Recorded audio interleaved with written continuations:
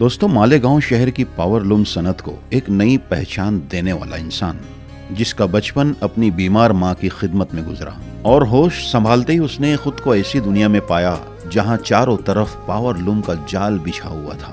पावरलूम्स में आने वाली छोटी छोटी प्रॉब्लम्स को उसने बहुत ही सीरियसली लिया और फिर कर डाली ऐसी ऐसी चीजों की इजाद जो आज भी पावरलूम सनत के लिए जरूरी समझी जाती हैं। और फिर ये हुआ कि उस नौजवान ने डायमंड मिल स्टोर के नाम से अपनी खुद की एक कंपनी ही खड़ी कर दी। और आज हम मिलेंगे डायमंड मिल स्टोर के मालिक शकील डायमंड साहब से और जानेंगे उनके जिंदगी की कहानी खुद उन्हीं की ज़बानी। तो शकील भाई, बहुत बहुत शुक्रिया हमारे शो कॉफ़ी विद खान में आने के लिए। मैं तो पहले आपसे माजरत चाहता हूँ, 2 वक्त आपने डेट भी दी मगर मैं किसी जी मसरूफियत की वजह से नहीं आ सका। जी, बहरहाल अभी मैं इनकार भी नहीं कर सका। बिल्कुल। और इस बार तो मैंने ठान लिया था कि अभी शकील भाई को मतलब लाना ही है किसी भी हाल में। तो शकील भाई, मुझे आपके शुरुआती हालात के बारे में बताइए। बचपन तो मेरा बहुत ही कहना चाहिए कि जो आज हूँ उसका फाउंडेशन था। ओके ओके, बेशक बेशक। क्योंकि मेरी जो वालदा थी, जब मैं होश संभाला तो मैं हमेशा जो है ना उसको बीमार या तकलीफ़ में ही देखा हूँ। अच्छा। मेरी उम्र मेरे ख्याल से थी 7-8 साल की। उस वक्त तो इंसान समझने लगता है सब कुछ। जी। घर का जो माहौल था, उसकी बीमारी ख़ास तौर से जो है ना मुझको बहुत अफसरदा करती थी। क्या बीमारी थी ये वालदा को?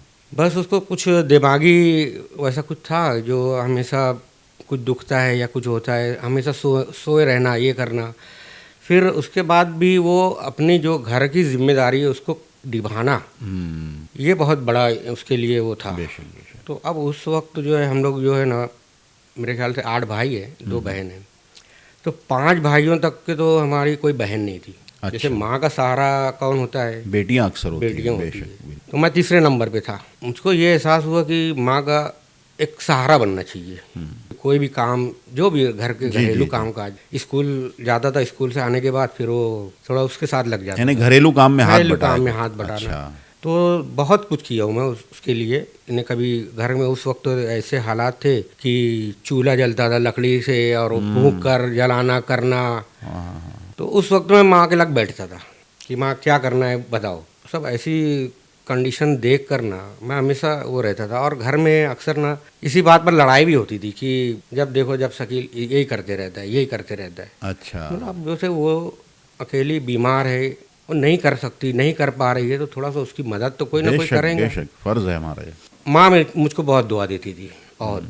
और हम लोगों को बड़े होने के बाद भी उसका इकरार हमेशा की है अच्छा। कि शकील मुझको लड़की नहीं होने का एहसास नहीं होने दिया। यानी मैं वो ढंग से करता था। उसके बाद भी फिर जैसे मैं तो तीसरे नंबर पे, फिर चौथे 5वें पे भी मेरे भाई थे। फिर उसके बाद कहीं जाके अल्लाह ताला ने एक बहन से नवाजा। और फिर उन लोगों का भी जो कहना चाहिए कि संडास पेशाब ये करना वो करना, वो सब भी मैं किया हूँ। तो माँ को एहसास हुआ कि ये लड़का मुझको ना बहुत आराम पहुँचाने की कोशिश की।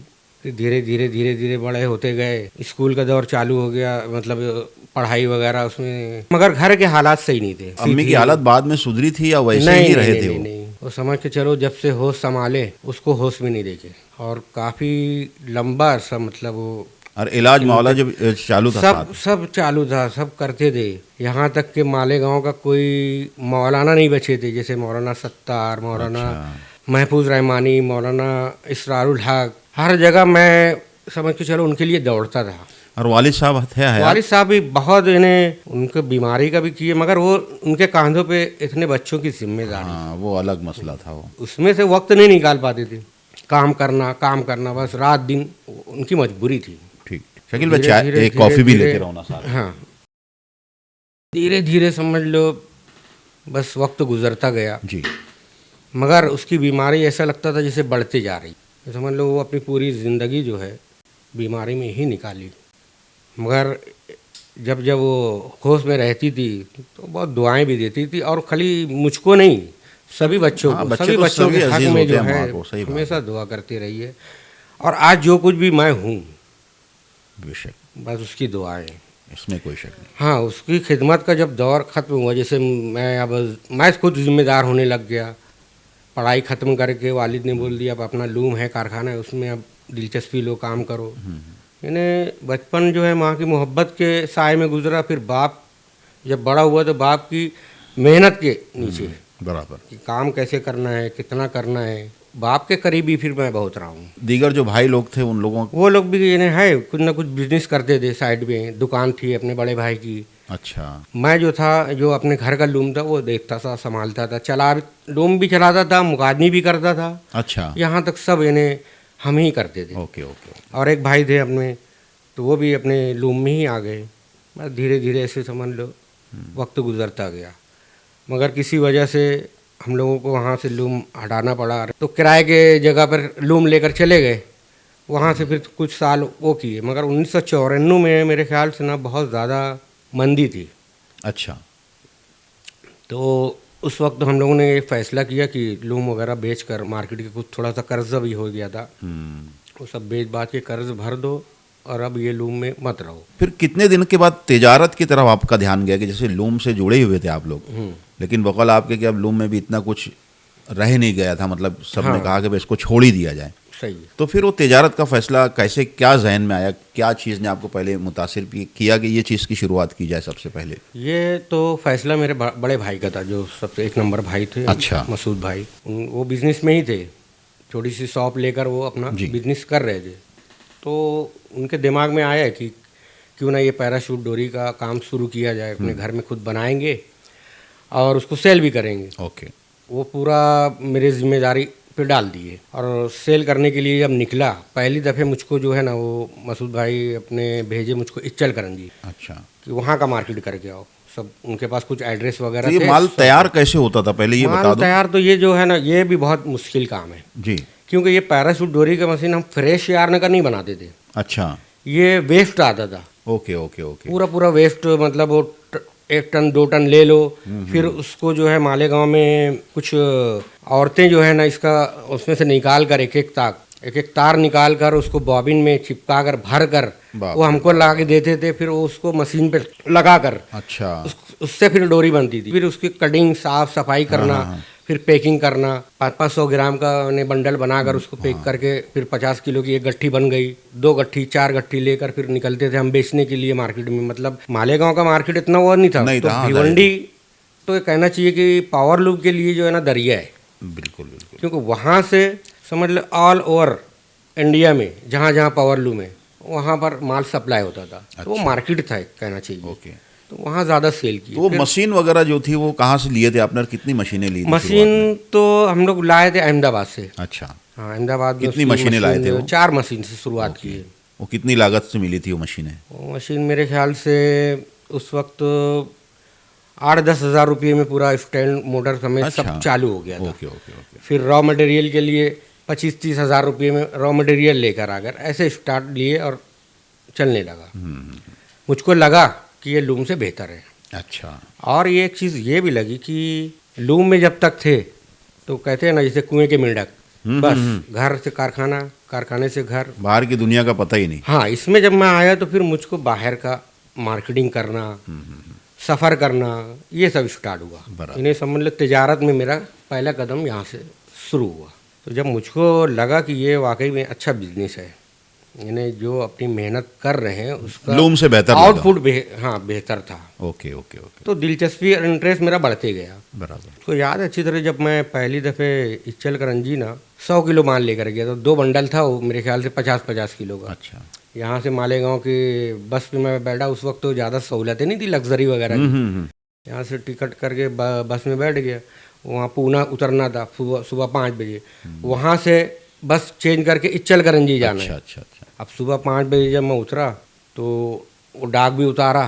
फिर इच्चल करंजी की एक कोल्हापुर की बस थी जो शायद उससे और आगे मीरज तक जाती थी, तो इच्चल करंजी होकर जाती थी। उस बस में मैं चढ़ा दिया। अब थोड़ा सा मुझको टॉयलेट की हाजत हुई कि मैं करके आऊँ, चला गया। बैग भी मेरा सीट पे रख दिया। अल्लाह। और जब आगे देख रहा हूँ तो बस रवाना हो चुकी। और फिर यानी मुझको लगा कि वो अपने बस स्टेशन के गेट से निकल गई बाहर। फिर मैं पीछे दौड़ते हुए गया, उस तरफ रोड पर निकले कि जहाँ से वो टर्न लेने वाली, तो वो वहाँ से भी स्पीड में निकल गई। अब मैं बोलूँ कि क्या करूँ, मेरा माल, बैग सब कुछ कुछ पैसा भी था खर्च के लिए, वो भी बैग में रखा था मैं। तो एक रिक्शे वाला, बस पकड़ना है, मतलब हाँ, बैठा दिया, चलो। अब वो बस तो अपने हिसाब से चल रहा, रिक्शा अपने हिसाब से चल रहा है, बस स्पीड में निकल रही है, रिक्शे वाला अपना किराया बढ़ा रहा है। अब मैं जब देखा कि ये ना पहुंच नहीं पाएंगा रिक्शा, तो मैंने बोला रुक जाओ, उतर के, मतलब क्या हुआ तेरा, ले। मैं फिर दूसरी बस का इंतजार किया कि इस रूट पर दूसरी कोई बस मिल जाए, उस पर बैठ जाऊंगा। तो मैं एक बस को हाथ दिया, उस पर बैठा, मतलब ऐसा ऐसा मसला है। तो वो बंदा ड्राइवर उसको पिकअप किया। अच्छा। कम से कम आधा पौन घंटा चलने के बाद आगे हाईवे पर जाकर उसको पिकअप किया, उस रोके, फिर मैं उस बस में बैठा। तो उस वक्त मैं बहुत उसमें था, कंडक्टर को बोला, मतलब जब आप देखे कि मैं बस ये रखा हुआ है तो आपको पूछना चाहिए सब आ गए कि नहीं आ गए हैं, बैठ गए। हाँ भाई, थोड़ा सा खौफज़दा भी हो गया था कि यार मतलब कैसे कैसे हो गया। तो चलो वहाँ से फिर मैं इचलकरंजी वहाँ पहुँचा, लॉज किया, जैसा भी फिर काम था वगैरह सब करने के बाद अपने को इत्मीनान हुआ कि अब अपन यहाँ पे कामयाब हो गए। अच्छा, वहाँ पे मतलब रिस्पांस अच्छा मिला था? बहुत अच्छा रिस्पांस, फर्स्ट टाइम गया था। मगर ये जो दिक्कत थी इसकी वजह से मैं ये सोचा कि इसमें हिम्मत हारना नहीं है अपने को। ये तो पहला तजुर्बा है, आगे ऐसे तो बहुत सारे तजुर्बे आएंगे, और इसी से तो हो सकता है वो ऊपर वाले की तरफ से इम्तिहान रहा हो। बेशक। वहाँ पर जो भाई ने बोला काम, उससे 4-5 काम ज़्यादा करके मैं आया रिटर्न। और भी कई पार्टियाँ वहाँ से कुछ करीब में, जैसे इचलकरंजी है तो उससे 12-15 किलोमीटर पे माधो नगर है, सांगली है, अच्छा, मीरज है, वहाँ भी छोटे छोटे लूम के वो थे यूनिट, वहाँ सब भी घूम कर मैं आया 2 दिन के बाद। तो भाई बहुत खुश हुए, बोले बहुत इन्हें बेहतर इन्हें काम है इन्हें तुम्हारा। बहरहाल वो भी बहुत कोऑपरेट किए बिजनेस में मुझको, और मैं बिजनेस में खास तौर से उनको अपना उस्ताद मानता हूँ, आज भी मानता हूँ। भले वो चाहे मसूद भाई क्रिस्टल थे, अभी डायमंड के नाम से वो भी जाने जाते हैं। बिजनेस में उनका भी बहुत अच्छा नाम है, और मैं उनकी इज्जत करता हूँ, क्योंकि मेरे उस्ताद भी है, वो बड़े भाई भी है, उस्ताद भी है। मैं तो दुआ करूँगा अल्लाह ताला उनको लंबी उम्र दे, उनके तमाम मसाइल दुनियावी हो आखरत के हो, सब अल्लाह ताला गैब से उनकी मदद फरमाए। तो ये था तिजारत में अपना पहला कदम। और सबसे पहले ईजाद किस चीज़ की हुई थी? क्योंकि सबसे मेन चीज़ जो मैंने सुनी है कि मालेगांव के पावर लूम सनत में बराबर जो चीज़ें आपने बनाई है आसानी के लिए अपने इस सनत की, तो वो क्या ईजाद थी जो सबसे पहले आपने की थी? उसकी वजह यह है कि मैं खुद लूम चलाया था। हाँ। और लूम में मुकादमी भी किया। ओके। जो भी मतलब बन बिगड़ होता था, ये मेरे वालिद मुझको पूरी तौर से सिखा दिए थे, और अल्हम्दुलिल्लाह वो एक नामवर मुकादम थे, मुख्तार मुकादम के नाम से जाने जाते थे। लूम में रहने पर मुझको समझ में आया कि इसमें क्या क्या दिक्कतें आ रही है और क्या सहूलत होना चाहिए। जब बिजनेस में आया तो फिर मैं यही सोचा कि पावर लूम से अपन टच है, तो चलो इसी के अंदर कुछ ऐसी चीज़ बनाए जो किसी का नैमुल बदल हो। लूम में जो सामान लग रहा है, जैसे मार का चमड़ा, अब मार के चमड़े के साथ अपने को क्या और उसमें फिट कर देना है तो वो सक्सेस हो जाए। तो मैं यही पैराशूट डोरी की जो मशीन थी, अपने एक दोस्त के पास ना 32 स्पिंडल की मशीन थी। अच्छा। ये हम लोग जो पैराशूट बनाते तो वो 16 स्पिंडल 12 स्पिंडल जो आमतौर से चलती है, तो उसके पास ना बंद पड़ी हुई थी। अच्छा। मैं बोला ये तुम मुझको दे, कितना का है रेट ले ले मेरे से। तो उस वक्त मैं जो है ना घर से अलग हो चुका था। और वालदा के बारे में बता दो कि अभी जैसे बिजनेस थोड़ा बढ़ना शुरू हुआ अपनी। हाँ, वालदा की जैसे बिजनेस बढ़ना शुरू हुआ तो उसकी बीमारी भी बढ़ती गई। अच्छा। बहुत कोशिश किए, सभी लोग ने किए, सब भाई वालिद ने, इसको बता, ये डॉक्टर को बता, नासिक में कोई दिमागी डॉक्टर था, वहाँ 15 दिन एडमिट रखे, मालेगांव में भी कुछ डॉक्टर थे, मगर नहीं होता, फ़र्क नहीं, कुछ दिन रहता था फिर उसके बाद। अच्छा।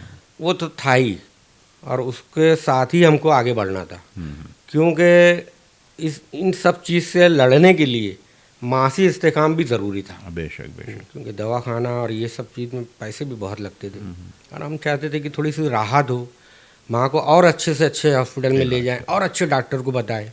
ये भी एक जज्बा था। हाँ, बेशक। ये नई चीज़ ईजाद करने का जो मुझको जब आइडिया आया कि मैं ऐसा कुछ बनाऊं, तो उस वक्त जो है ना पैराशूट डोरी की मालेगांव के अंदर एक यूनियन बन गई थी। अच्छा। पहले कैसा था, हर कोई बनाता था, भिवंडी ले जाता था, कम ज़्यादा करके बेच देता था।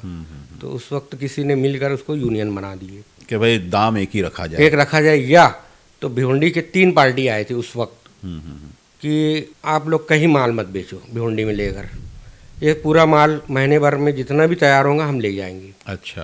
और वो यूनियन बन गई और ये लोगों का तय हो गया। और उसी वक्त मैं ये ईजाद का सोचा। अच्छा। 32 स्पिंडल की जो मशीन लाकर घर में, उसको रात को 2 बज गया 3 बज गया, सैंपल निकाल रहा हूँ, ये कर रहा हूँ ऐसे। तो वो जो आइटम ईजाद किया था मैं, एक फंदा था। फंदा जो गांठ मैं बांध कर उसको बनाया था। अच्छा अच्छा। उससे पहले जो वो फंदा चल रहा था अखंड था, वो आंध्रा में चिराला कोई शहर है, वहाँ से वो भिवंडी आता था। अच्छा। और वो सिर्फ हाथ से बनता था। Okay okay. हाथ से बन के गांठ नहीं थी उसके अंदर कहीं, और पूरा ऐसे राउंड दिखता था। वो आजकल आप देखे होंगे सिलाई मशीन का जो ये पट्टा आता है, हाँ। वो भी पैराशूट डोरी की ही उसका बनाया रहता है और कहीं गांठ नहीं रहती है। सही है सही है। तो वो छोटा सा फंदा बनता था, भिवंडी जाता था। अब हाथ से बनने में प्रोडक्शन कम, महीने भर में 30-40 हज़ार बनता था, भिवंडी जाता था। हाँ, और लगता था ज़्यादा। वो 2-3 दिन में सेल करके बैठे रहते थे कि अब और बनेगा। तो उसके लिए मैं सोचा कि क्यों ना अपन मशीन से कोई चीज़ बनाई जाए। अच्छा। जिसका प्रोडक्शन रहेगा फास्ट। अब वो जो मैं बना लिया, तो उसके बाद मैं क्या किया, उसको 2 दर्जन अपनी गाड़ी स्कूटर थी उस वक्त मेरे पास, डिक्की में रखता था, निकल जाता था कोई अच्छे कारखाने में घुस कर, वहाँ पर उसको लगा देता था सिंपल। उससे कोई पैसा नहीं लेता था मैं। अच्छा। मैं पहले चाहता था कि ये कामयाब हो, मैं जैसा चाहता हूँ वो वैसा चले, वैसी सर्विस दे। हाँ। तो फिर मैं मार्केट में डालूँ। Okay okay okay. अभी मैं मार्केट में डालूंगा तो मैं कॉन्फिडेंस से बोल नहीं सकता कि ये इतने दिन चलेगा ऐसा। तो 15 दिन 20 दिन महीना भर जब वो चल गया, फिर मैं जाकर उसकी रिपोर्ट आमतौर पे वो जो रहता था फंदा, वो कितने दिन चलता था? वो चलता था 1.5 से 2 महीना, वो भी चल जाता था। अच्छा। तो मैं सोचा था कि ये प्रोडक्शन भी हो और उससे ज़्यादा स्ट्रांग भी हो, मजबूत भी हो। हाँ। तो वो ढंग से मैं सब बनाया। जब दिया, उस वक्त मेरा एक दोस्त था लईक दुलार, उसका कारखाना मुझको मालूम था। तो वहाँ गया तो वो बिंदास बोला, बोले शकील जा लगा दे सैंपल। 8-10 दिन 15 दिन बाद गया तो बोले और ला कर दे मुझको, 100 पीस ला दे बोले। तो मुझको थोड़ा सा हिम्मत आई कि हाँ ये लगता है सक्सेस हुआ है। तो यहाँ पर 2-4-5 कारखानों में जब मुझको इत्मीनान हो गया कि ये चलने हैं, तो फिर मैं निकला भिवंडी। अच्छा। क्योंकि सेल अगर ज़्यादा करना है तो फिर वहाँ पर सेल होगा। तो उस वक्त भी अल्लाह का इम्तिहान था मेरे साथ। जब एक बंदा जो चिराला का पूरा माल बेचता था, कयूम भाई करके नाम उनका, उनके पास गया, उनकी ऑफिस में बैठा, मेरा सैंपल निकाल के बताया कि देखो वो जो तुम लोग चला रहे हो उसकी जगह मैं ये बनाया हूँ। तो वो ऐसे लेके ना फेंक दिया दरवाजे में। अच्छा। नहीं चलेगा बोले वो बना जो चिराला से आ रहा है। बोले तू एक दफ़े इसको ट्रायल कर। बोले नहीं चलेगा। मैं उड़ कर गया, वहाँ से दरवाजे के पास से उड़ा के बैग में रखा, वापस आ गया भिवंडी से। फिर भी मैं हिम्मत नहीं आ रहा, मैंने और जाएंगे। फिर एक दफ़े किसी एक पार्टी थी ऐसी, बॉम्बे मिल स्टोर करके, भिवंडी में बागे फिरदौस मस्जिद की गली में, वहाँ गया सलीम भाई, उनको बताया तो उनका ना मिल स्टोर के पीछे लूम भी चल रहा था उनका खुद का। अच्छा। मतलब सलीम भाई यही चीज़ लाया हूँ मैं आपको बोल नहीं रहा हूँ कि ये आप लीजिए और बेचिए, नहीं, ट्राई कर लो। मैं आपके उस पर लगाने की इजाज़त दो तो मैं लगा देता हूँ। पहले बिल्कुल लगा दो, 10-12 लूम पर मैंने लगा कर चलाया। ओके। मतलब सलीम भाई ऐसा कुछ भी रहेगा तो बिल्कुल बोलना। 8 ही दिन बाद उनका फ़ोन आया, बोले 2000 पीस भेज दो बोले। माशाल्लाह। बस वहाँ से मुझको लगा कि ये अब चलेगा। तो वो चीज़ का काम क्या रहता है लूम में, वो जो आप बना रहे थे? वो जो है मेरे ख्याल से ना एक चमड़ा जो डायरेक्ट डंडे से लेके पिक्कस तक रहता था। ओके। तो अक्सर कारीगर क्या करता था, जब ड्यूटी लेने आता था तो चमड़ा देखता था, चेक करता था कि चमड़ा जरा से भी कट रहा है, तो उस वक्त चक्कू रहता था, वो काट नया होल बना डाल दिए पिक्कस में। तो इसमें चमड़े की जो है ना ज़्यादा लगता था। हाँ। और चमड़ा उस वक्त महंगा भी था। तो अब ये जो छोटा सा पीस था वो चमड़े में और पिक्कस के साथ जॉइंट हो जाता था। अच्छा। अब ये 2 महीना चलता था। अच्छा। और वो चमड़ा हर 2-4 दिन बाद कारीगर आ रहा है ड्यूटी लेने के टाइम।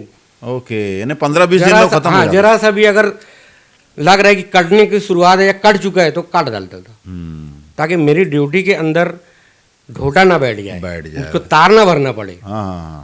तो वो ये काम देता था। तो उस वक्त जब वहाँ पे सलीम भाई के पास कामयाब हुआ तो फिर मैं यहाँ माल तैयार कर रहे, भेजते जा रहे। अच्छा, उस वक्त मैं आपको एक बताया वर्ड की यूनियन बनी थी। हाँ। मालेगांव के जितने भी डोरी बनाने वाले थे उनका भिवंडी आना बंद था। अच्छा। और उस वक्त मुझको 6 महीना मिल गया और ये माल मेरा आना शुरू। वो मौका था वो ऊपर वाले। मौका था ऊपर वाले की तरफ से कि वरना मालेगांव वाले अगर 15 दिन बाद ही अगर वो देखते थे कि शकील ये बना रहे तो 15-20 दिन में ये मशीन ला ये कर सब कचरा कर देते। चालू हो जाता था बराबर। तो वहाँ जब कामयाब हुआ तो एक वक्त मैं यानी फिर वो 6 महीना मुसलसल आप उनको सप्लाई हाँ, करते रहे। तो ओके। सुनो ना, ये जिस बंदे के पास कयूम भाई के लग गया तो वो फेंक दिया था। तो मैं सलीम भाई के लग बैठा, पेमेंट वेमेंट लिया, आधा घंटा उनसे बातचीत किया और कितना ऑर्डर भेजना है क्या, वो करके मैं जैसे ही बाहर निकला तो वही कयूम स्कूटर पे खड़ा अच्छा। मेरा वेट कर रहा था, हाँ। इंतज़ार कि भाई ये निकलेंगे। तो बोले चल बैठ के गया। फिर वही ऑफिस में जहाँ वो फंदा फेंक दिया था, बोले मेरे को वो मेरा ही फंदा निकाल के बता रहे मेरे को 10,000 भी चाहिए कल की कल। बोले कयूम सबसे पहले मैं तेरे पास आया था, सही बात है। तुमने ऐसे फेंक दिया। मतलब कोई वो नहीं, मतलब आज अल्हम्दुलिल्लाह वो सलीम भाई बेच रहे हैं, मैं उनको दूंगा। नहीं बोले मुझको भी चाहिए। बोले एक मशीन थी शायद, मेरे ख्याल से एक या दो थी, 2 मशीन थी। मतलब इतना प्रोडक्शन होता है डेली का 1000-2000 पीस बनता है, मैं कैसे 10,000 पीस बराबर। अभी जा बम्बई बोले या अहमदाबाद मशीन खरीद और बढ़ा प्रोडक्शन बढ़ा। मैंने चलो ठीक है मैं करता हूँ, 8-10 दिन में अरेंज।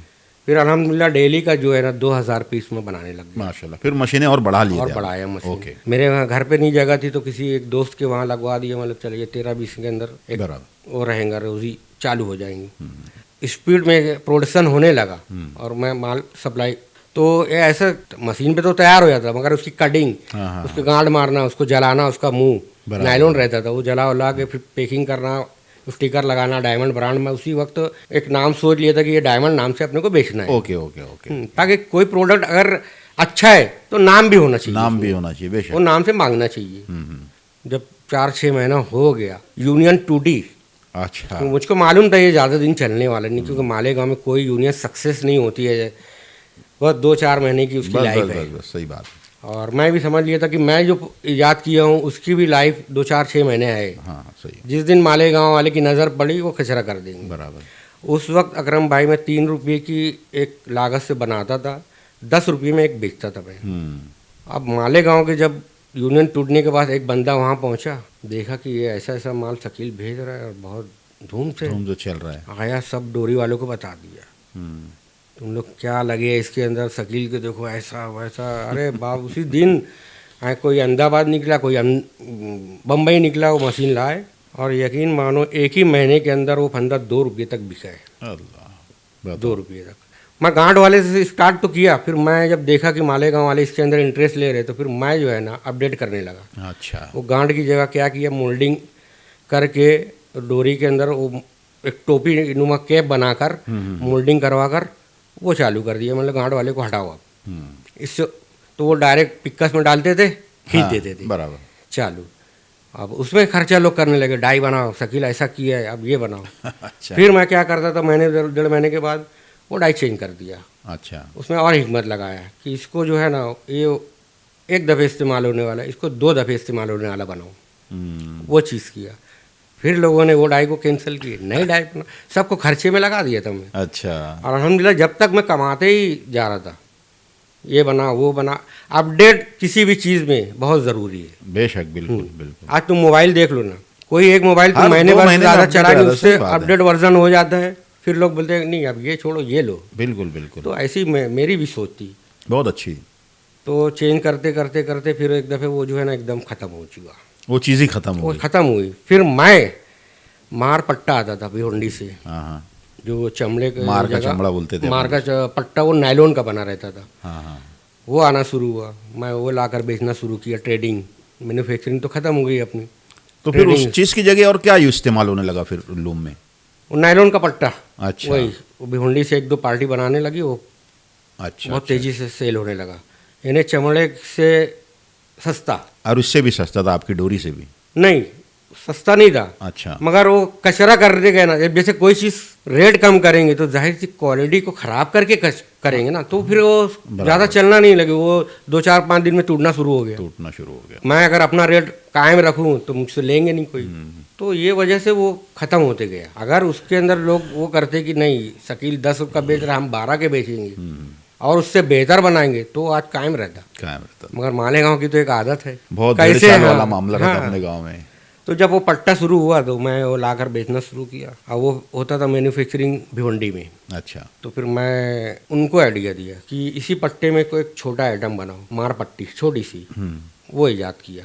फिर उसके बाद यानी 4-5 प्रोडक्ट मैं वहीं से फिर करवाते गया। यानी आइडिया उनको उनको देता गया कि अब मेरे पास तो मैं इतना मशीन डालूं और करूं नहीं, उनको करवा कर मैं फिर तो अपने नाम से बनाते थे, अपने नाम से। ओके। धीरे धीरे मतलब मार पट्टी बनाया, फिर उसके बाद बक्खल पट्टी बनाया, खुला बक्खल बनाया, 4 होल पट्टी बनाया। ये सब आइटम जो है ना मेरी अल्हम्दुलिल्लाह ईजाद थी। ओके।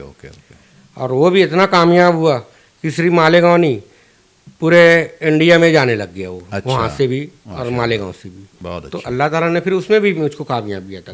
धीरे धीरे फिर पूरी एक मिल स्टोर में डाला। 2014-15 में मुझको ऐसा लगता है कि मैं मार्केट में भी रहा हूँ 5 साल, मोहम्मदन टेक्सटाइल के एकदम बाजू में। अच्छा। वहाँ से फिर मिल स्टोर शुरू किया। हाँ। तो वो पट्टी वगैरह सब जो है ना मेरे एक मैन्युफैक्चरर से बनने लगा, बन रहा था। तो इतना सेल में करता था कि वो जो नीलेश था जो बनाने वाला था, उसके जो कारीगर थे वो बोलते थे यार शकील भाई 2000 पीस भेजे, फिर बोलते 5000 पीस भेजो। बोले ये क्या नाश्ते में खाते हैं क्या, बोले इतना उनको। तो अल्हम्दुलिल्लाह वो क्वालिटी और चीज़ ऐसी थी। हाँ, सही बात है। कि लोग पसंद किए उसको। 1-2 साल के बाद बहुत सारे लोग कोशिश किए मेरी पार्टी के लग बैठ के ये पैसा रखो, वो जो उनको देते हो मुझको, बोले नहीं वो नहीं मिलेगा, जिसका है वही ले, ये उनका माल है, वो कलर भी उनका है। हाँ इनसे हट के कोई चीज़ कलर बनाओ, उनके ग्राम से हट के कोई चीज़ बनाएंगे मैं बना दूंगा, मगर वो चीज़ मैं नहीं दे सकता। उनकी ईमानदारी भी थी। हाँ, बहुत कोऑपरेट भी किए वो लोग। बिल्कुल यार नहीं ये तुम्हारी ईजाद है, उसको सेल भी तुम करो, उसका रेट भी तुम रखो। बिल्कुल। बहुत अल्लाह ताला ने उसमें भी कामयाबी अता की मुझको। जब ये सब अच्छा हुआ, हालात सब हो गए माशाल्लाह, सब कुछ ठीक ठाक हो गया, बिजनेस बढ़ने लगा, तो फिर वालिद साहब को फिर इस लाइन से आपने बोला कि आराम करने लगा? नहीं, वालिद साहब को तो जब मैं लूम में था ना, जब घर का तामीर शुरू करना था तो वहाँ से लूम उठाकर किसी किराए के जगह पर हम लोग ने लूम डाले था। तो उस वक्त मैं वालिद साहब को एकदम फ्री कर दिया था। और अम्मी? तो अम्मी तो बिस्तर पे रहती थी। अच्छा, उनका इंतकाल? नहीं, इंतकाल तो बहुत अभी 2023 में हुआ। अच्छा। तो जब भी थे बहुत अच्छे, यानी अच्छे दिन भी देखे? हाँ, अच्छे दिन भी देखे वो माशाल्लाह, ये अच्छा हो। अलग रहने के बाद भी जब मैं पैराशूट को भी बहुत अच्छा ने काम किया था। पूरा ट्रक माल लाता था और सेल करता था, कच्चा माल भी सेल करता था। अहमदाबाद से पैराशूट की मशीनें भी लाकर लोगों को बेचा, उनको अपना माल दिया। अच्छा। जॉब वर्क किया। मतलब कहना चाहिए कि मेरा जो काम था, तिजारत थी ना, उसमें कई लोगों को मैं जो है रोजी से लगाने का जरिया भी बना। ओके। तो रोजी तो अल्लाह ताला देता है, मगर अल्लाह ने जरिया बना दिया उन लोगों को। आज भी वो लोग मेरा नाम लेते हैं। बिल्कुल कि यार ये इस धंधे में लाने वाले शकील भाई। बिल्कुल, बहुत अच्छी बात। तो मैं हमेशा यही चाहता था कि खाली मैं कमाऊँ, ऐसा नहीं, मेरे साथ कुछ लोग जुड़ जाए, बेशक एक टीम बन जाए तो और अच्छा। बिल्कुल। उस वक्त जब मैं वालिद की बात बता रहा था तो वो आराम ही करते थे। हाँ, इतना बोले कि मैं रात में वो एक पलंग लगा दिए थे, बोले मैं रात ड्यूटी यहाँ करूँगा, यहीं सोया करूँगा। अच्छा। तो हालांकि मुझको वो भी ख़राब लगता था, इतनी लूम की आवाज़ में सोएंगे कैसे। कुछ दिन वो भी किए, मगर वो मानते नहीं थे ना, काम उनको काम चाहिए। बिल्कुल। खुद तो रहना चाहिए, मेरे को एकदम से घर पे मत बैठा। हाँ। फिर धीरे धीरे फिर लूम का भी हम लोग का ख़त्म हुआ। तो उसके बाद फिर मैं जो बिज़नेस इन्हें जो पैराशूट का शुरू किया, तो उसमें भी घर में बैठे बैठे बंडल पैक कर ले, ये कर ले, वो कर, इतना ही काम, किसी दूसरा काम हम उनको करने नहीं देते थे। हम आराम करो, बहुत काम किए हम लोगों के लिए, हमारी तालीम, ये वो हर चीज़ तो ज़रूरत पूरी की। बेशक। तो अब हमारा करने का टाइम है, अब आप आराम करो। तो शकील भाई, एक सवाल और मेरा कि डायमंड मिल जो अपनी है ये कंपनी, तो इसके अभी तक के कितने प्रोडक्ट आपने बनाए हैं, कौन कौन सी चीज़ें ईजाद की है? ये तो मारपट्टी, फंदा सबसे पहले ईजाद थी। फिर उसके बाद उसी में के जुड़ कर पट्टी, पट्टा, लगाम पट्टी, 4 होल पट्टी, खुला बक्खल, पेक बक्खल, यानी हर तरह का मैं उसके अंदर लूम में आइडिया थी कि कौन सी चीज़ उसका सब्स्टिट्यूट ले सकता है, उसको मैं बना देता था। ये सब तो हुआ, मगर अभी 4 साल पहले मैं इसके पीछे जो है ना 8-10 साल पहले भी मेहनत किया था।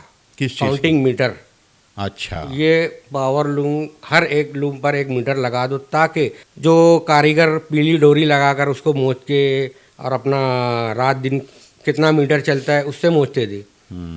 तो मैं सोचा कि ये आसान कैसे हो। हाँ, आसान बनाया जाए इसको। कुछ लोग मीटर लाकर बेचना शुरू कर चुके थे। ऐसा। फिर मैं बोला अब इसको भी करना चाहिए और अच्छे पैमाने पे करना चाहिए, क्योंकि मैं देखा था कुछ लोग बेच रहे हैं तो उसको जब बिगड़ता था तो बनाने के लिए कोई बॉम्बे थोड़े लेके जाएगा, हाँ, आता भी नहीं होगा कोई। तो जब मैं शुरू किया तो फिर उसके अंदर मैं पूरा हावी हो गया कि इसको बनाना कैसे है, उसका स्पेयर पार्ट्स रखना है, टोटली मैं इन्हें लाया और बाकायदा एक रिपेयरिंग वर्कशॉप बाजू की शॉप में रखकर शुरू कर दिया। हाँ, ताकि बिगड़े तो आदमी बनवा भी ले हाँ, वहाँ वो सहूलत रहना चाहिए। बेशक, बिल्कुल हकीकत है। आज कोई मोबाइल भी ऐसा कोई बंदा नहीं लेगा जिसका सर्विस स्टेशन मालेगांव में ना हो, बराबर है कि बिगड़ जाए तो बन जाए फौरी तौर से। बराबर। तो उस बुनियाद पे मैं ऐसे शुरू किया। आज अल्हम्दुलिल्लाह काउंटिंग मीटर के ऊपर भी एक महारत मुझको मिली। अच्छा, ये अल्लाह की देन है। शुरू में बहुत दिक्कत हुई मुझको, उसको मतलब एक बम्बई की कंपनी वो काउंटिंग मीटर जो था लूम के लिए नहीं बनाई थी, किसी और यूज चीज़ में का था, किसी और चीज़ में। वो कहना चाहिए वाइंडिंग तार मोजने के लिए वो हाथ में वो मीटर लगाते थे कि कितना तार कितना मीटर हम लोग उसके ऊपर वो कर रहे, वो सब देखते थे उसमें। तो वैसे थोड़ा थोड़ा सेल होता था। मगर जब मालेगांव में मैं उसको लाना शुरू किया तो कंपनी भी वो हो गई कि इतना कैसे लग रहा है। अच्छा, तो उसमें लाने के बाद कुछ चेंजेस भी करते थे क्या आप? जैसे अब लूम पे लग गया एक मीटर, हाँ, तो लूम में वाइब्रेशन है अपने, बराबर। एक तो मार लग रही है उसके ऊपर फट। तो शकील भाई, जैसे वो मीटर मालेगांव में उससे पहले आ चुका था क्या? हाँ, आ चुका था। तो फिर उसमें क्या कमी महसूस हुई थी आपको? मुझको यही लगा कि ये कुछ लोग लगा रहे हैं ना, हाँ, तो महीना भर चलाने के बाद काउंटिंग रुक रही है तो निकाल कर रख देते हैं। हाँ, हाँ, फिर पीली डोरी वापस लगा दिए। ऐसा भी मुझको उस वक्त मालूम पड़ा। तो फिर मैं उसके ऊपर स्टडी किया, पूरा एक काउंटर खोला उसको। जब मान लो इतना बड़ा लूम बना लेते हैं हम, तो ये तो छोटा सा काउंटर है इसको, तो उसमें फिर समझ गया कि क्या इसके अंदर। तो फिर कंपनी को बोल कर कुछ चीज़ें वहाँ से हटवाया, ये नहीं रहना चाहिए, ये नहीं।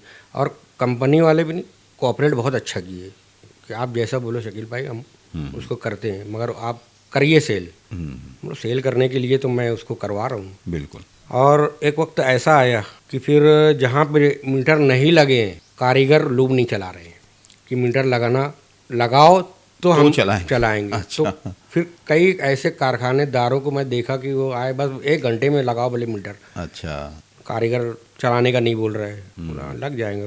और हमारे पास टीम ऐसी थी फटाफट तैयार हो फीडिंग के, 1 घंटे में 40-40 मीटर लगा कर आते थे, क्योंकि पूरी तरह से महारत मिल चुकी थी हम लोग। बिल्कुल बिल्कुल। और मुझको मालूम था कि एक दौर ऐसा आएगा कि लोग जो है ना टूट पड़ेंगे इसके ऊपर, और वैसे ही हुआ। और आज भी अल्हम्दुलिल्लाह चल रहा है। तीन लास्ट ईजाद अपनी मीटर है मेरे ख्याल से देखा जाए तो अभी आगे और क्या प्लान है ये डायमंड का? अभी एक जैसे ये तो हुआ मीटर, अभी एक काम हम लोगों ने और किया, 1 साल हो गया उसको। एबीसी की जो एजेंसी, अच्छा, वो हमने ले ली। एबीसी के ऑल प्रोडक्ट, ओके, जो तांबा काटा में ही था पहले, हाँ हाँ हाँ, अभी भी है उनका। एबीसी ना? ABC, okay. ये अहमदाबाद की एक कंपनी है जो जाला, फनी, ढोडा, यानी हर ब्रांड, हर प्रोडक्ट उसके ब्रांड में आता था। तो वो एक क्वालिटी 40 साल से तांबा काटा में उसका सेल है। तो मेरी एक सोच है कि क्यों ना ये अपनी तरफ भी आना चाहिए। हाँ हाँ, मालेगांव बढ़ते जा रहा है। सही बात है, बिल्कुल बिल्कुल। तो कोई एक बंदा कैसे पुर पाएगा? तो उसके लिए फिर मैं अपने लड़के फैसल को भेजा।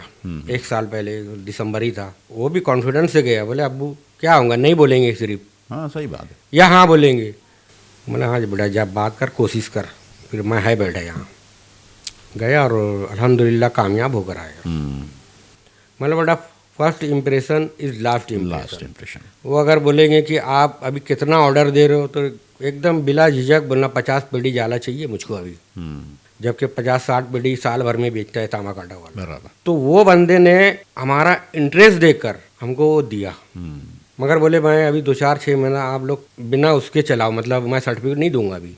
अच्छा, क्योंकि बोले वो ना जो तांबा काटा पे बेच रहे हैं वो मेरे अंकल हैं, एक रिलेटिव है, ओके, तो उनको ख़राब ना लगे। बोले ठीक है चलेंगे, हमको तो माल सेल करना है।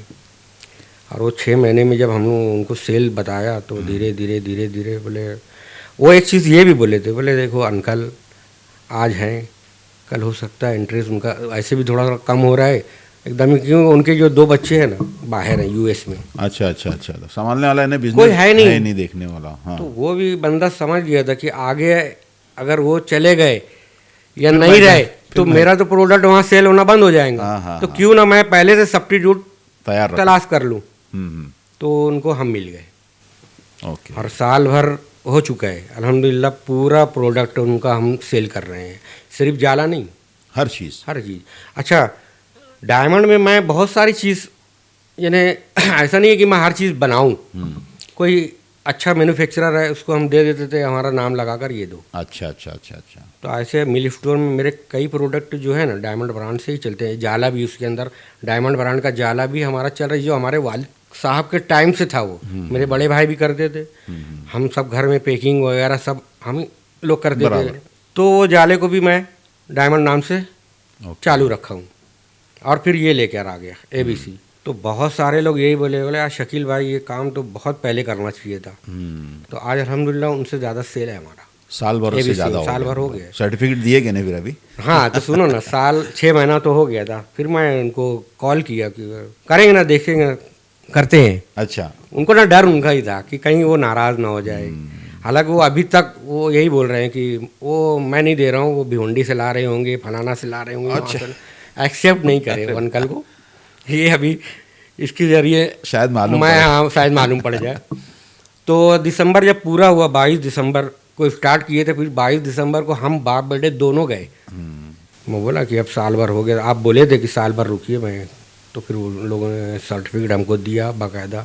अच्छा, सर्टिफिकेट बताने की क्या ज़रूरत, वो जो मैं उनसे माल आता था पक्के बिल में आता था। उनका पूरा वो रहता था ABC। तो लोगों को हम ऐसे ही मुतमईन और इत्मीनान कर चुके थे कि यार ये हमारा प्रोडक्ट है। एक सवाल करूँगा शकील भाई, जैसे ABC कंपनी से आप जो माल लेते हैं तो उस पर अपना ब्रांड डायमंड का लगाते हो? नहीं, वो ABC से उसी का रहता है। अपना एक ख्वाहिश थी कि उसको भी अपन अपनी तरफ लेंगे। अब तांबा कांटा पे कौन लोग जाते हैं जो खुद का कारोबार करते हैं। हाँ सही है। और बाकी लोग जो मास्टर वीवर हैं, जो ऐसे, उन लोगों को तो पता भी नहीं चलेगा कि ABC का जाला भी आता है, ABC का ये भी आता है। बिल्कुल हकीकत है। तो उन लोगों को तो हम सप्लाई करेंगे। तो अल्हम्दुलिल्लाह जो तांबा कांटा पे जाने वाले थे वो भी हमारे पास आ रहे हैं आज, और बड़े बड़े ग्रुप से। माशाल्लाह। तो शकील भाई अभी क्या लगता है, जैसे पहले का जो दौर था, आज से 10-15 साल पहले जो पावर लूम की जो बिजनेस था वो बहुत उरूज पे था मेरे ख्याल से। तो उस वक्त के दौर में बिजनेस में और आज के बिजनेस में कितना फ़र्क महसूस करते आप? फ़र्क तो थोड़ा जिद्दत मालेगांव में होते गई। अच्छा। बहुत सारे लोगों ने, कुछ कारखानेदारों ने जिद्दत लाई, कुछ हम जैसे लोगों ने। आज कारोबार पहले के बनस्बत बहुत बेहतर हो गया है। अच्छा। क्वालिटी बनाना, या कहना चाहिए कि अच्छा ताना बाना लेना। उस वक्त जब मैं लूम चलाता था तो ऐसा बाना ताना रहता था कि पूछो मत। उस वक्त जो कारीगर 4 लूम चलाता था, 3 लूम चलाता था, 8, 15, 16, 20 लूम अकेला चलाता है, तो जाहिर सी बात है कारखानेदार को ताना बाना अच्छा लेना पड़ेगा। तो ये अपडेट हुआ जब कारीगर इतना लूम चला रहे हैं। मगर फिर उसके बाद भी उनको कुछ ना कुछ सहूलतें चाहिए। हाँ, ताकि इतना लूम चलाने के बाद ऐसे भी थक जाता है एक कारीगर। तो धीरे धीरे अपडेट की तरफ ही जा रहा है, मगर अभी बहुत कुछ बाकी है। आज भी मालेगांव जो है, इच्चल करंजी, शोलापुर या सूरत, अहमदाबाद, वहाँ से पीछे है। कितने साल पीछे होगा अंदाज़ा? मेरे ख्याल से 10 से 15 साल अभी भी पीछे। क्या बात कर रहे हैं? इतना? मैं जब देखा हूँ वहाँ पर जो लूम चल रहे हैं, अगर यहाँ का 100 लूम है तो वहाँ 20 लूम पे उतना ही प्रोडक्शन हो रहा है। अच्छा, क्वालिटी इससे बढ़िया, कॉस्ट इससे कम। क्या मालेगांव को अभी और डेवलप होना बाकी है। तो उसके लिए क्या सोच रहे डायमंड मिल कंपनी? क्या सोच रही है? बिल्कुल मेरा तो इरादा यही है कि जैसे ये कुछ सहूलतें दिए हूँ छोटी मोटी, तो आगे मैं बड़ी सहूलतें भी देने की कोशिश कर रहा हूँ या करूँगा। इसमें हमारा बहुत सारा चल रहा है प्रोग्राम कि लूम को कैसे अपडेट किया जाए, ये लूम की जगह दूसरा लूम कैसे। अपने मालेगांव में एक सोच है, वो मेरे बाप दादा का लूम है, इसको मैं बेचूंगा नहीं, यही चलाऊंगा। तो इसको अब छोड़ना पड़ेगा। कभी कभी आप सुने होंगे ना, ये मेरे बाप दादा का घर बनाए, ये नहीं बेचूंगा, मैं यहीं रहूंगा, बस कुछ भी हो जाए। सही बात है। तो नहीं, अपडेट होना जरूरी है। आज ज़माने के साथ चलना है ना, तो फिर पीछे कुछ चीज़ों को छोड़ते जाना पड़ेगा, जब आगे आप कामयाबी को पकड़ेंगे। तो आज भी मालेगांव को जो है ना बहुत कुछ करना है। तो ऐसे बहुत सारे हैं अभी जो MIDC वगैरह में air jet, water jet, rapier, ये सब लूम डाल चुके हैं। अच्छा। चला रहे हैं, मगर वो 5%, मगर 95% जो है अभी भी वही ओल्ड पुराने इस पर चल रहे सारे। मगर एक चीज़ है अकरम भाई की, नई जनरेशन जो है अब उनकी सोच बदल रही है। हकीकत है। क्योंकि एक चीज़ उनको समझ में आ गया है कि ये जैसे जैसे वक्त गुजरेगा लूम की सनत में लेबर प्रॉब्लम जो है ना बढ़ते जाएंगे। 100%। उसका हल, उसका सलूशन फिर यही है कि आप एक लूम ऐसा लाओ कि वो 10-20 लूम के बराबर चले, बराबर प्रोडक्शन दे। बराबर। तो वो स्टार्ट तो हो चुका है मगर वक्त लगेगा। जनरेशन थोड़ा उस पर सीरियस है, उस पे मतलब। अब सीरियस है। अच्छा, दूसरी चीज़ पढ़ी लिखी जनरेशन है। पहले अलग था, हम लोग जैसे थे ना, जब 10वीं 12वीं पढ़ लिए ना, बस बेटा इससे ज़्यादा पढ़ना नहीं है, बस लूम ही संभालना है, कारोबार से तो उसमें डाल देते थे। मगर आज अल्हम्दुलिल्लाह मेरे 3 बच्चे हैं, मैं 12वीं फेल हूँ। अच्छा। मगर मैं जब ही सोच लिया था बच्चों को पढ़ाना कि बच्चों को पढ़ाना है, चाहे 3 टाइम की जगह 2 टाइम खाना पड़े, मेरे शौक पानी सब खत्म करना पड़े, मगर मैं बच्चों को अच्छी तालीम दूंगा। तो मेरे तीनों बच्चे ग्रेजुएट हैं। माशाल्लाह। एक लड़का है, 2 लड़की। ये लड़का फैसल मैकेनिकल इंजीनियर किया भी, 2-3 साल जॉब भी किया। लॉकडाउन लगा, बोलते हैं ना, लॉकडाउन किसी के लिए रहमत साबित हुआ, किसी के लिए जहमत। तो मेरे लिए रहमत थी। वो जॉब छोड़ के फिर मेरे बिजनेस में आ गए। और जब पढ़ा लिखा है तो जाहिर सी बात है मेरे से बेहतर बिजनेस सोचेगा भी, बिल्कुल। अच्छा उसकी सोच होगी, अच्छा उसका। और ऐसी 2 लड़कियां हैं। एक लड़की जो बड़ी लड़की है, इन्हें फैसल से छोड़ी, वो बीएससी भी है और डीएमएलटी पोस्ट ग्रेजुएट है। अच्छा। आखिरी वाली जो बच्ची है वो बीए कर रही है, उसका भी लास्ट ईयर है, वो भी ग्रेजुएट हो जाती है। माशाल्लाह। तो ये मेरा टारगेट था। कितने साल हो गए शकील भाई आपको, जैसे अभी तक यहाँ ये सफर था, कितने साल हो गए? मेरे ख्याल से 1986 से मैं इस लाइन, बिजनेस लाइन में हूँ। इतने लंबे अरसे में सबसे बुरा दिन कौन सा जो आप कभी भूल नहीं सकते? बुरा वक्त या बुरा दिन, बुरे हालात, बुरा दौर? दौर तो नहीं, बुरा दिन बोलेंगे तो मैं बताऊंगा। ज़रूर बताइए। वो मेरी माँ का जो दिन इंतकाल हुआ था। अच्छा, कौन सा दिन था, तारीख क्या थी? मेरे ख्याल से 29 जनवरी था 2023। इत्तेफाक से 1.5-2 महीने से मेरे ही घर पर थी। अच्छा। उसकी हालत बहुत यानी ख़राब होते जा रही थी, एकदम लाचार थी वो। उसको उठाना बैठाना मेरी वाइफ ने बहुत मदद की उसमें। अच्छा। अब वो सब काम मैं तो नहीं करूँगा, मगर वाइफ इसलिए करी कि उसकी खाला भी थी। अच्छा। मेरी माँ थी तो उसकी खाला थी, कहीं ना कहीं खाला भी लगती थी। हमारे रिश्ते में ही शादी थी। वो आखिरी वक्त मेरे घर पे थी। आखिरी वक्त जो खिदमत जो स्टार्टिंग में अल्लाह ताला ने ली अलग, फिर आखिरी वक्त भी मौका दिया मुझको। हाँ बेशक, कि ले और कर ले तू। ये बहुत बड़ी वरना बात। भाइयों के पास थी, कभी ये भाई कभी वो भाई, हम्म। ऐसे था। तो आखिरी वक्त मुझको अभी तक नहीं भुलाता।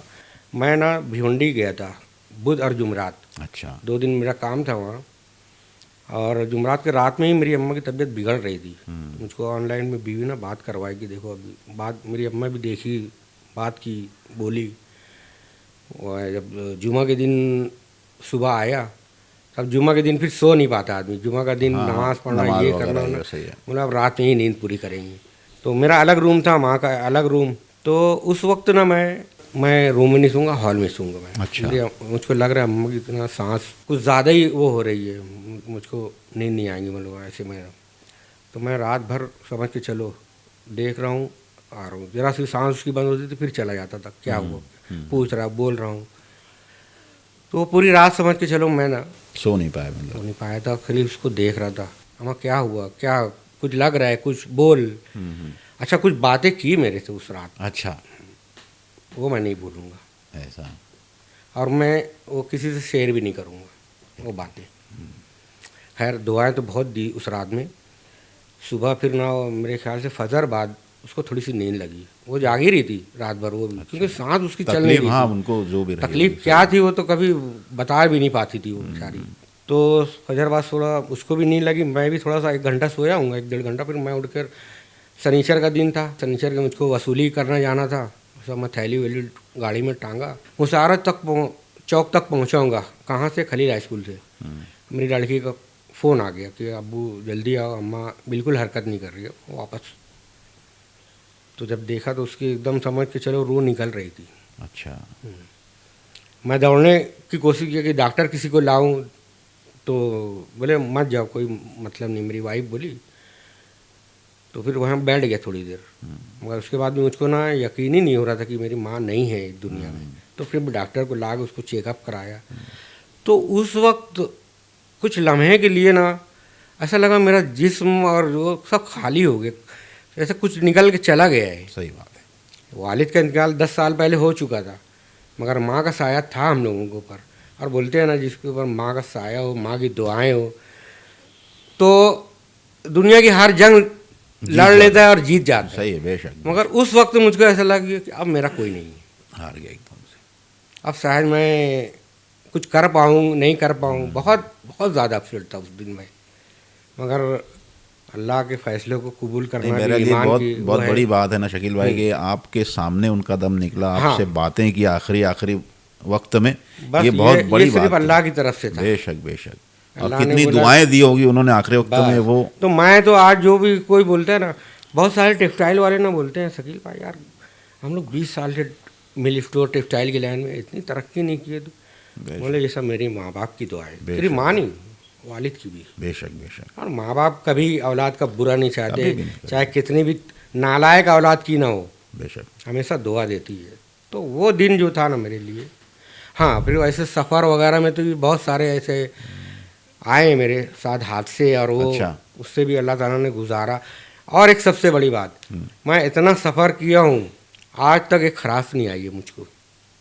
उसका भी कारण जो था मेरी माँ की दुआ थी, क्योंकि मैं जब घर से निकलता था, सब तैयारी करने के बाद मैं घर में जाता था, अलग रहता था, मगर हम जा रहे हूँ, मैं बाहर जा रहा हूँ, भिवंडी जा रहा हूँ, बम्बई जा रहा हूँ, पानीपत जा रहा हूँ, जहाँ भी, हाँ जा, अल्लाह हाफिज़, खुदा हाफिज़, अल्लाह तो के कामयाब करे, ये सब दुआएं लेके मैं निकलता था। तो फिर मैं यकीन रहता था कि मेरा कोई बाल बेखा नहीं करेगा, कितनी निकल बड़ी जाओ, कुछ भी हो जाए, सख्त कितनी भी राहों लंबे में भी चले जाओ। आसान सफर लगता है, बेशक ये मेरी माँ की दुआओं का दुआओं का असर। असर लगता है। सही वाह बात है। वाकई में बेशक, क्या बेशक। बात है। तो और कुछ बताने जा रहे थे, और भी कुछ ऐसे सफर के दौरान में कुछ वाकयात हुए थे। 2008 में हज का फैसला लिया कि मैं अल्लाह ताला की उस दर्ग का दीदार करूं, और अल्लाह ने असबाब बना दिया। तो 27 जनवरी को हम लोग को निकलना था, 28 का फ्लाइट था, और 26 नवंबर का हादसा हुआ था। हाँ हाँ हाँ 2008 में, बराबर। याद है मुझको। हाँ हाँ हाँ हाँ। हम लोग सब पैकिंग कर रहे हज की, और न्यूज़ देख रहे कि ऐसा ऐसा हो गया हाँ, मुंबई में। तो मैंने अब जाए कैसे जाए। हम लोग भिवंडी जाकर रुक गए, बम्बई की कंडीशन मालूम की, उसके बाद फिर निकले बाहर से एयरपोर्ट पहुंचे। तो हमारा जो फ्लाइट था रात के 12 बजे था, तो 4 बजे उड़ा, क्योंकि अच्छा। उसका जो पूरा स्टॉप था ओबराय होटल में, ओहो। उनको आने में इतनी दिक्कत हुई, क्योंकि हालात हाँ हाँ उस बहुत वक्त ज़्यादा वो खराब थे। थे उस वक्त, तो सही बात है। तो मतलब वो भी एक जो होने था उसमें ऐसे हो गया। ऐसे हालात में मतलब आज भी हुआ। तो बहुत सारे तो नहीं शकील भाई, बहुत दिलचस्प कहानी है माशाल्लाह आपकी, और बहुत कुछ सीखने के लिए इसमें तो बहुत बड़ी बड़ी चीज़ें हैं भाई। तभी डायमंड मिल जो है अपनी, आगे अभी क्या उनका लास्ट टारगेट या आगे का क्या है, सपना है जो करना चाहती है आगे तो बहुत पावरलूम सारा- सनत के लिए? बिल्कुल बिल्कुल, अल्लाह ताला अगर ज़िंदगी दे तो मैं तो बहुत कुछ सोच के रखा हूँ। अच्छा। सबसे बड़ा ये जो लेबर का प्रॉब्लम है, आज मैं भी देख रहा हूँ कि कोई कारखाना पूरा चलता नहीं है, 1-2 कारीगर नहीं है, या आज एक रुझान क्या बन गया कि यार ये अपने बस का नहीं है, किसी को ना डबल मजदूरी पे या कॉन्ट्रैक्ट पे दे दो, वो चलाए अपन। तो इसके अंदर एक जिद्दत ये लाना है कि प्रोडक्शन फास्ट हो, और लूम के अंदर क्या ऐसा अपडेट करें कि बहुत सारी चीज़ें वहाँ से हट जाए, जो अभी उसका जगह जो यूज़ हो रही है वो हट जाए। और या मेरा इरादा तो सडल लेस का है कि सडल भी ना रहे, और जो स्पीड अभी चल रही है उससे ज़्यादा स्पीड में प्रोडक्शन हो। ओके। ये इसके ऊपर मेरा काम चल रहा है, इंशाल्लाह बहुत जल्द ही, साल भर लगेगा, वो भी काम इंशाल्लाह हम लोग शुरुआत करेंगे। अच्छा। और डायमंड के ही नाम से करेंगे। ओके। और एक मसला जो अपने मालेगांव शहर में अक्सर पावर लूम जो मजदूरों का, ये बड़ी दिक्कत होती है। जो क्या बोलते हैं वो एक दिन के लिए खड़े नहीं रहते क्या सब मजदूर लोग के भाई, रोकड़ा बाजार। रोकड़ा बाजार। हाँ हाँ, ये जरा समझाओ, ये मसला क्या है, इसके लिए क्या किया जा सकता है, ये मजदूर लोगों का ये क्या मैटर रहता है? मैं 1994 में जब लूम चलाया, जब भी था, जब 1-2 रोकड़ा बाजार थे, अब तो 10-12 हो गए। हाँ हर महल्ले में हो गए। बराबर। तो ये जो चीज़ है ना, ये कैसे लोग खड़े रहते हैं वहाँ पर कि जिनको घर के चलाना वो फिक्र नहीं रहती है, अच्छा। अपना शौक़ पानी कैसे पूरा करना है। 2 दिन चला लेंगे, मोबाइल का ये वो गाड़ी का सब खर्चा निकल जाता है ना, बस। जिनको घर की जिम्मेदारी रहेंगी वो मुस्तकिल ड्यूटी देगा। ड्यूटी देगा, और एक जातू कारीगर जिसको बोलते हैं ना, वो ऐसे रखे। मगर ये जो ऐसे लोग जो है ना, वो रोकड़ा बाजार में खड़े। तो उसमें एक फ़ायदा इनका ये भी है, क्या एक्स्ट्रा देंगे, यानी मैं तो चलाऊँगा वो तो लूँगा, एक्स्ट्रा क्या देंगे, 100, 150, 200 वो अलग देते हैं कि चल भैया 100, 150 ऊपर ले लेना, मगर चला रात भर। तो ये दिक्कत कितनी है, बहुत ज़्यादा है कि महदूद है? बहुत ज़्यादा है, ऐसा? और इसका कोई सलूशन है ही नहीं, हल भी नहीं है। अच्छा। इसका यही हल है कि आप लूम को अपडेट करो। आसपास में बहुत दूर नहीं है, हाँ। आसपास में लोग कर रहे हैं, चला रहे हैं, हाँ। तो वैसी चीज़ लाना चाहिए। तो क्या ऐसा नहीं हो सकता आगे मसला ये नहीं आएगा कि अगर जैसे ऐसे लूम आ जाए जिसमें मजदूरों की ज़रूरत ना पड़े, तो यहाँ का जो मजदूर तबका है उनको परेशानी होगी? नहीं, परेशानी नहीं होगी। कैसे? देखो, कोई भी चीज़ जब नई सनत आती है तो रोज़गार भी लाती है। बेशक। अब ये ऐसा नहीं है कि ये ख़त्म हो जाएंगी, मगर नई सनत बढ़ते जाएंगी। आज अपना MIDC 15-20 साल पहले आबाद हो जाना चाहिए था, बिल्कुल। मगर आज छुटपुट लोग हैं वहाँ पे, धीरे धीरे बड़े हो रहा है, बड़े बहुत। सेठिया लोग ही वहाँ पर है, सुस्त रफ्तारी से हाँ, बन रहा सुस्त है। रफ्तारी से। बिल्कुल बिल्कुल। मगर जब वो चीज़ होंगी तो MIDC में ही होंगी, तो जाहिर सी बात है यहाँ के कुछ उधर भी जाने लग जाएंगे, बराबर। तो यहाँ पे लोड कम होगा। एकदम से ख़त्म तो कोई नहीं करता है पुराना बिजनेस, मगर नया जब स्टार्ट करेंगे तो रोज़गार बढ़ता है। ओके। तो जाहिर सी बात है कोई एक चीज़ लगाएंगे तो उसके लिए साइजिंग अलग लगाओ, उसके लिए जो वर्कशॉप है उसको अलग लगाओ, तो इसमें रोज़गार बढ़ेगा। यानी मजदूरों की कोई तकलीफ नहीं आएगी, कोई दिक्कत नहीं होगी। Okay okay. भले से जो ऐसे रोकड़ा बाजार वाले हैं ना, वो ख़त्म होंगे। हाँ, वो फिर कि भाई आप अपना अपना एक ठिकाना बना लो कि यहाँ संजीदगी से, हाँ। अपने को अब ड्यूटी लग कर करना है, तो ये चीज़ भी ख़त्म होंगी। नहीं, इससे यही अच्छा बोले, वही मतलब कैसा है, ये ना हो कि फिर ऐसे लूम आ जाए जिसमें मजदूरों की ज़रूरत ही ना पड़े, नहीं, तो फिर तो सारे मजदूर बेरोजगार हो जाएंगे। नहीं, ऐसा नहीं होगा।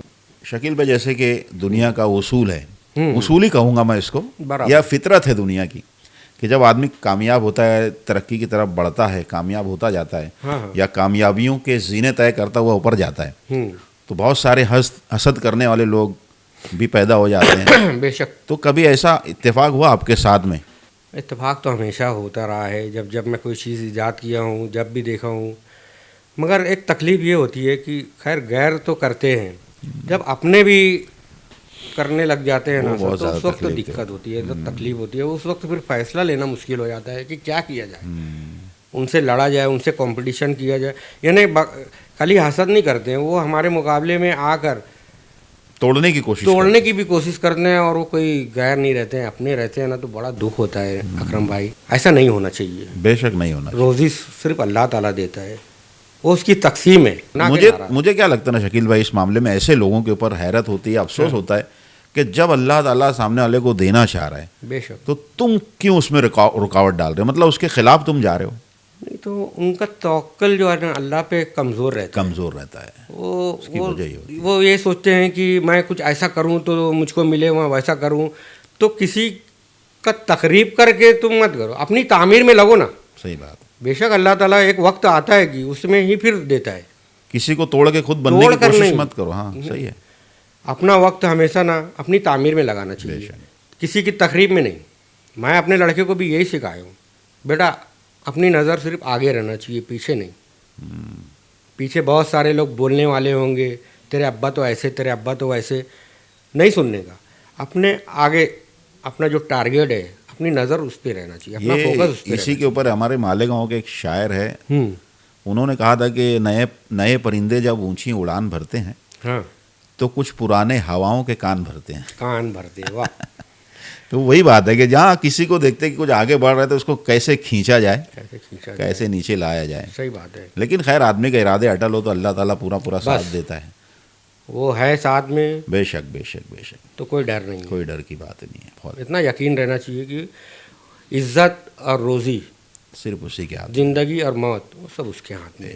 तो चलिए शकील भाई, बहुत बहुत शुक्रिया, इतना कीमती वक्त। शुक्रिया तो आपका अकरम भाई, मुझको इस जगह पर बुलाया, इनवाइट किया। नहीं देखो शकील भाई, आपकी कहानी में जो बहुत सारी चीज़ें हमने अभी सुनी, ये बहुत मोटिवेशनल स्टोरी है आपकी। कैसे यानी तकलीफ़ उठाते हुए, बचपन के हालात, अम्मी की तबीयत हमेशा ख़राब, उसको संभालना भी, उसको देखना भी, वालिद साहब उनका मसरूफ़ अलग, भाई बहनें और जो भी सब थी, लेकिन इतनी सब चीज़ों से उभरते हुए आपने ये इतना बड़ा, आज देखो डायमंड मिल कंपनी बोले तो आज मालेगांव का एक बहुत बड़ा नाम माना जाता है इसको।